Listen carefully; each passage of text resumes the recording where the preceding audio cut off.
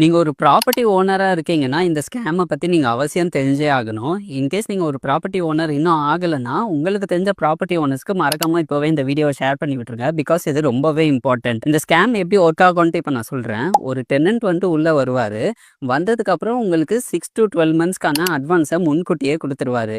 குடுத்துட்டு உங்களுக்கு எல்லாமே நல்லா தான் போயிட்டு இருக்கும். பட் ஒரு 1 ஆர் 2 மந்த்ஸ்க்கு அப்புறமா திடீர்னு அவங்க வந்து அவசரம். நாங்க இப்பவே வீடு காலி பண்ணிட்டு அவசியம் ஹோம் டவுனுக்கு போயே ஆகணும். அப்படின்ட்டு சொல்லிட்டு எல்லாத்தையுமே காலி பண்ணிட்டு போயிடுவாங்க. உங்கள்ட்ட இருந்து அட்வான்ஸ் காசு கூட வாங்க மாட்டாங்க. அப்படியே போயிடுவாங்க. சரி நீங்களுமே நினைச்சுப்பீங்க, அடுத்த டெனன்ட் வர வரைக்கும் இந்த அட்வான்ஸ் காசுமே நம்ம கையில நிக்கும். நம்மளுக்குமே எந்த பிரச்சனையுமே இல்லன்ட்டு. பட் அவங்க வீடு வெக்கேட் பண்ணிட்டு ஒரு 2 வீக்ஸ் கழிச்சு உங்களுக்கு ஜிஎஸ்டி கவுன்சில்ல இருந்து ஒரு நோட்டீஸ் வரும்.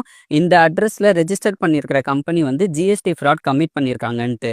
இங்க என்ன நடக்கும்னா, உங்களோட போட்ட ரெண்டல் அக்ரிமெண்ட்டை அட்ரஸ் ப்ரூஃபா யூஸ் பண்ணி ஃபேக் ஆதார் கார்ட்ஸ் வச்சு கம்பெனியை ரெஜிஸ்டர் பண்ணிடுவாங்க.